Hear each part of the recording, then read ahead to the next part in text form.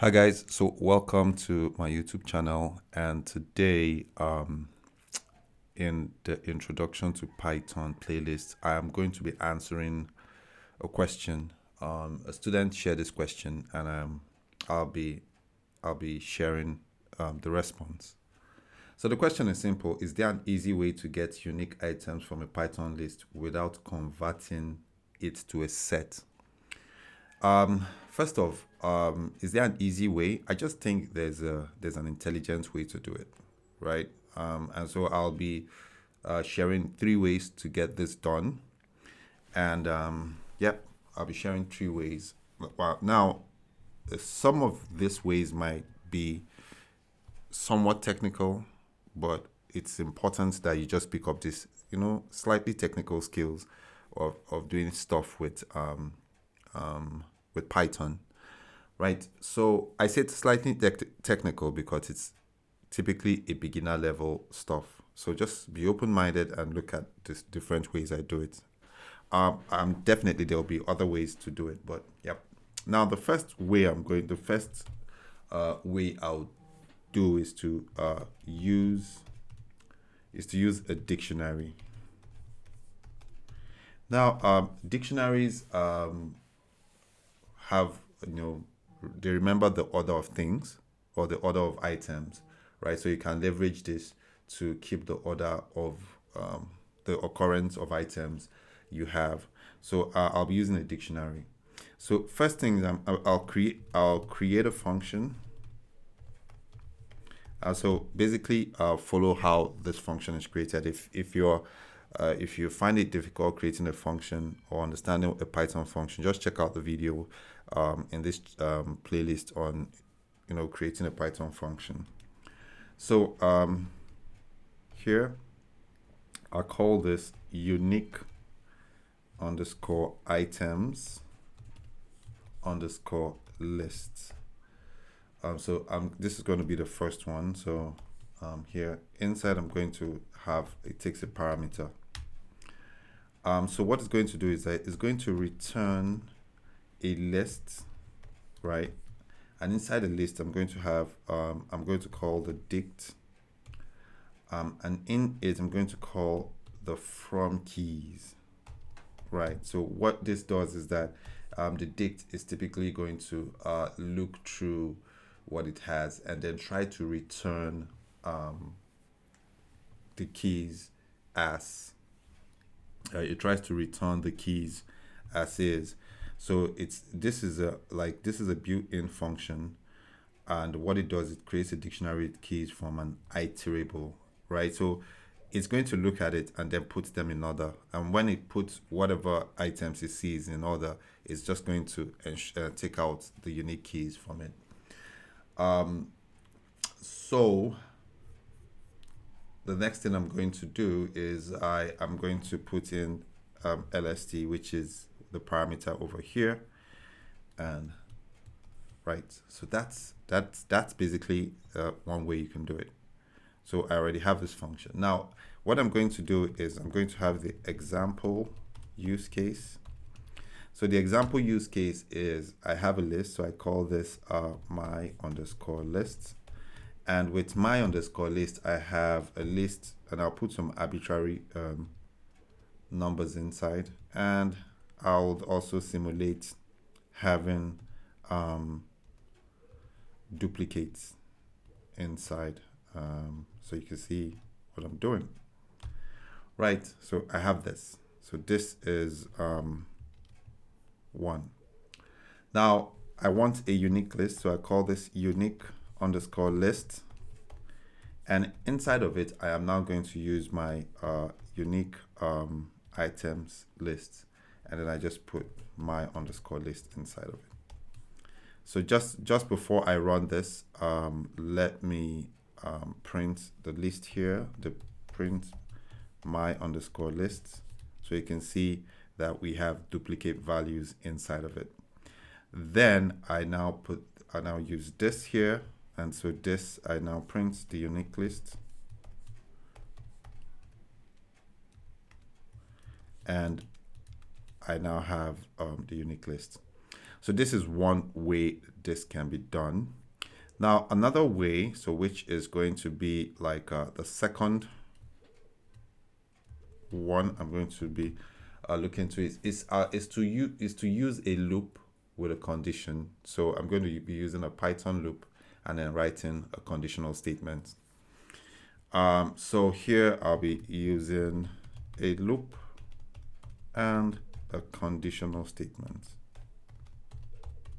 We call it conditionals, but you can call it conditional statement. Right. So next is I'm going to call this, I'm going to define this, and I'm going to call this unique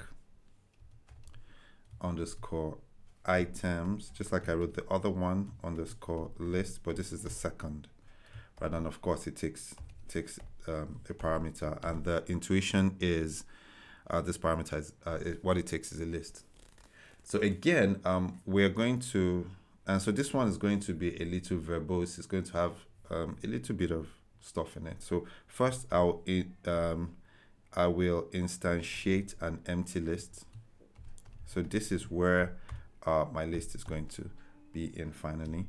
Then I'll write a for loop. So I write for item in LST, which is going to be the list we're going to put in, right? We're going to say if item not in unique list.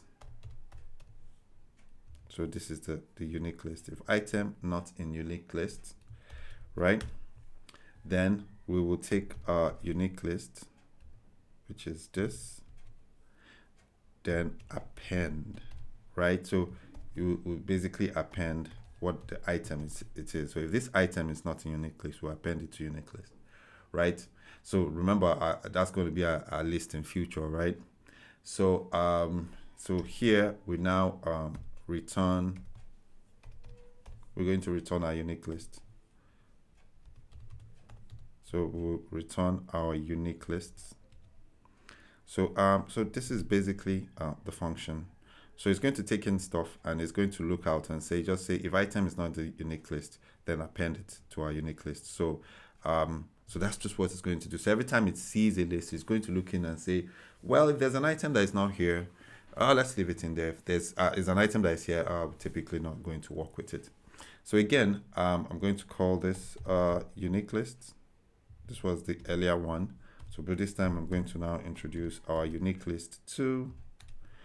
And you know, I have my underscore list, right, which is a separate one, again, just so you know. So let's print it and then let's be sure that this is actually what it is. So we print my underscore list and still our list with duplicates, and then we'll put it in here.